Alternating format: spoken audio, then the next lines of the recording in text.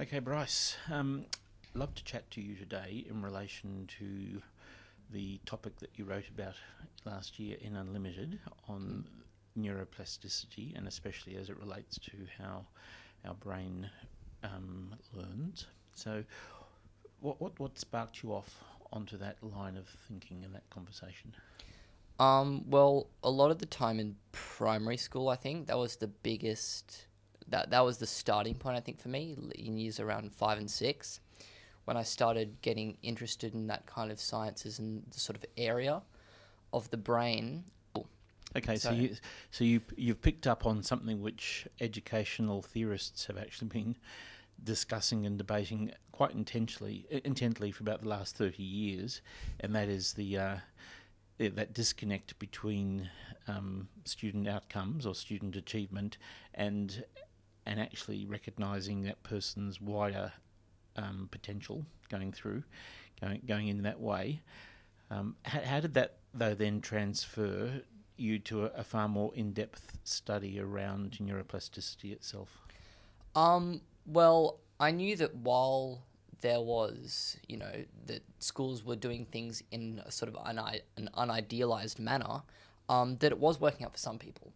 And I thought that, the way that people act so individually, with people being so different and so diverse, and that being sort of reflective of the way that the outcomes happen, that it was going to be something to do with us. And straight away, I thought that the brain, which was something that, I'd done a little bit of research previously on out of my own time, was going to be a really core part of that. So I, took to the internet, and thousands of, research articles and whatnot have popped up about the way people learn and how that's reflective of how well they pick up information in a certain way. And to see all of this research and all of this information just hiding within, scholarly articles that should be revolutionizing, it completely contradicts the way that we're teaching and educating. So why do you think schools as they are now generally haven't understood that sufficiently? Do you have any theories around that one?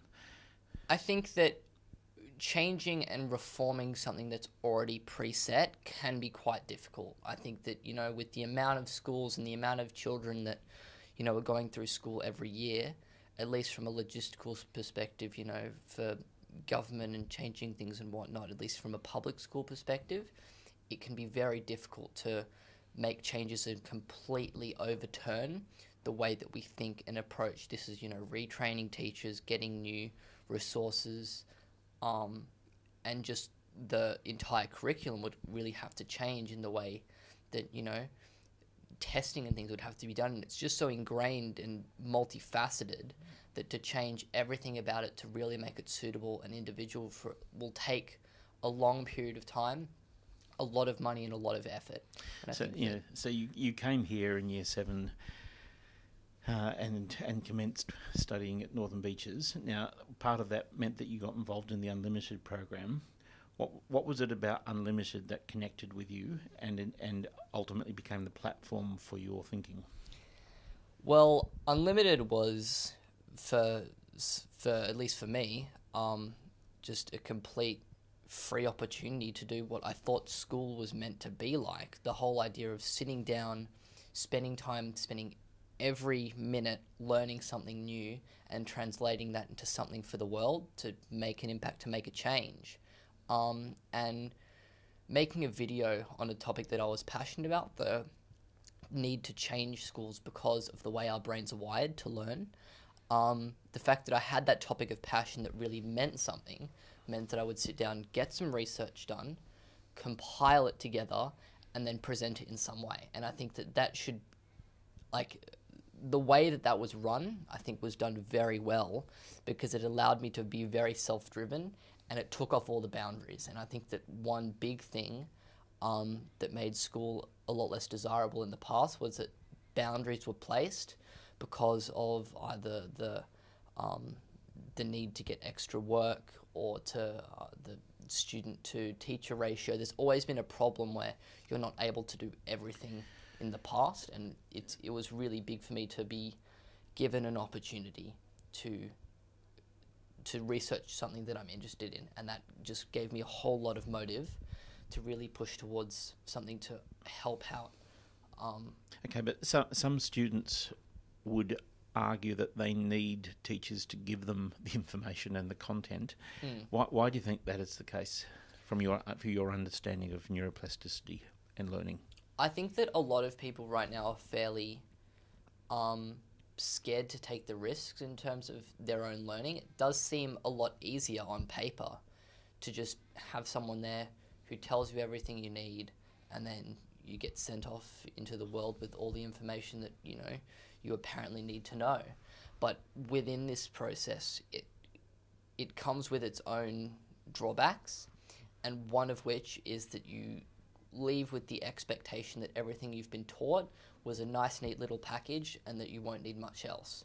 And when you're just fed information, it can seem disinteresting, and sometimes it just doesn't get processed. A lot of the time, when the brain has to go over the information, repeat it, that repetition tends to kind of subconsciously come when we're invested in something.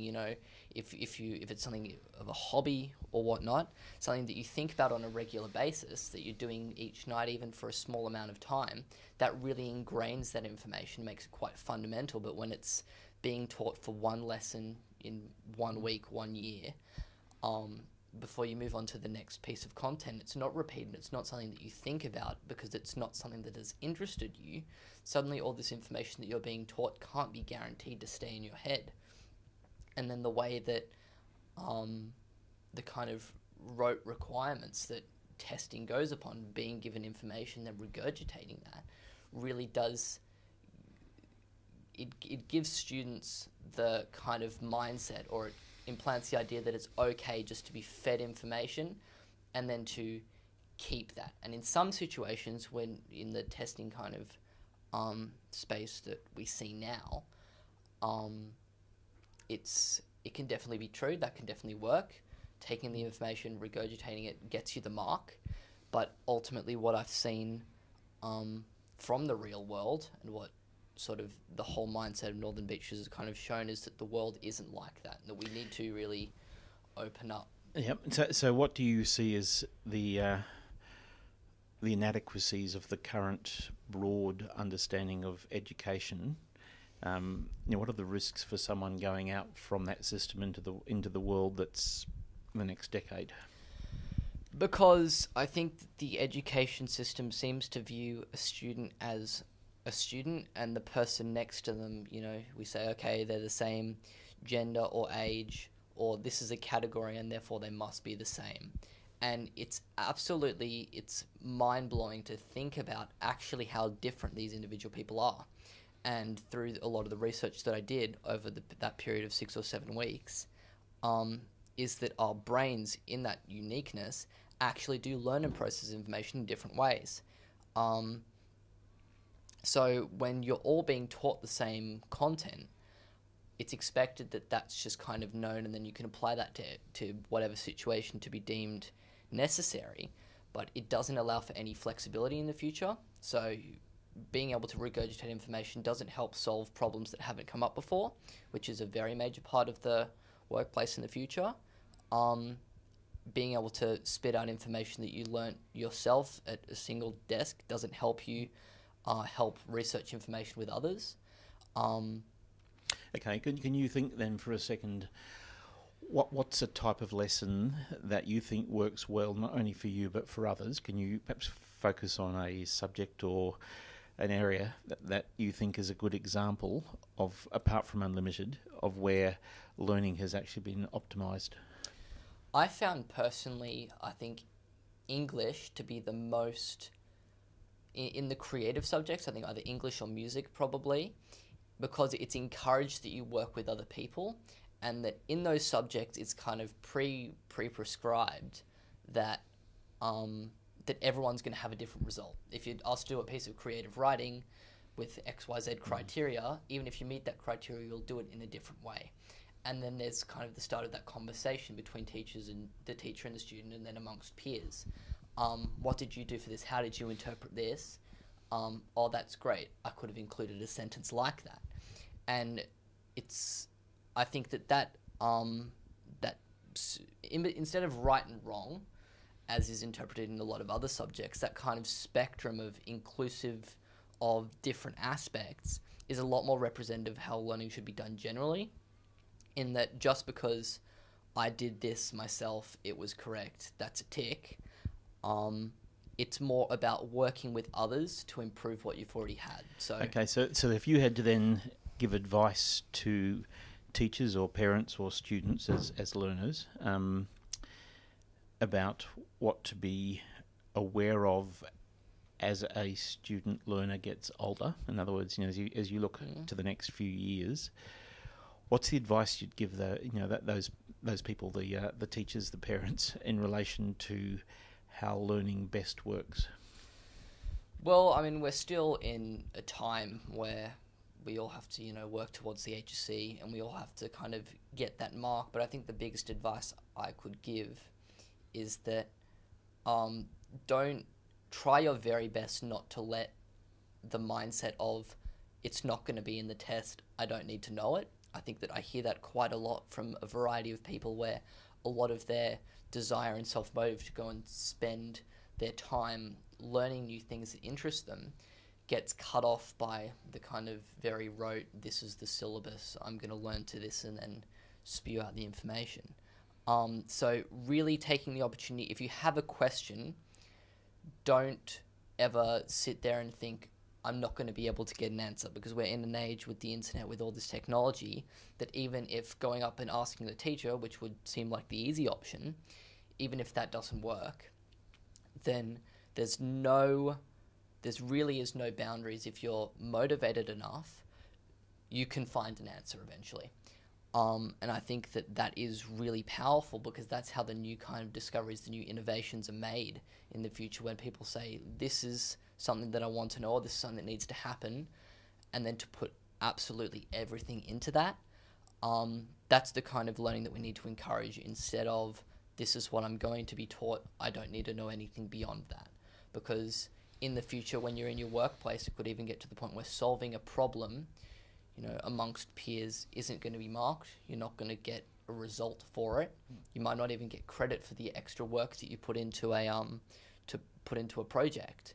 But you need to keep that mindset of doing the very best you can in everything and following the things that interest you, because ultimately, while the mark is very important, 10 years down the line, when you're sitting with a group of people and needing to work, if you can successfully lead that and work together, then suddenly a problem that seemed quite challenging and quite difficult suddenly isn't as much of a problem anymore.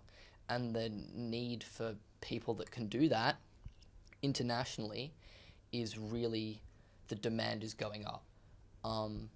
And, when you're not going to be guaranteed a spot in the workplace by any means, when, my generation ends up going into the workplace, being unique and being able to lead and being able to have those unique characteristics to solve the problems, that's going to be the kind of criteria that people want. Because, a computer considered a desk job, the computer can always get the maths question right, the computer can know the syllabus, but it's that flexibility, I think.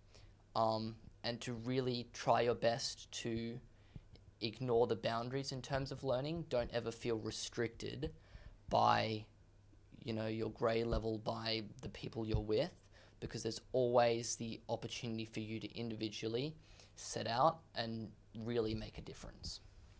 Okay, now thank you for your words there.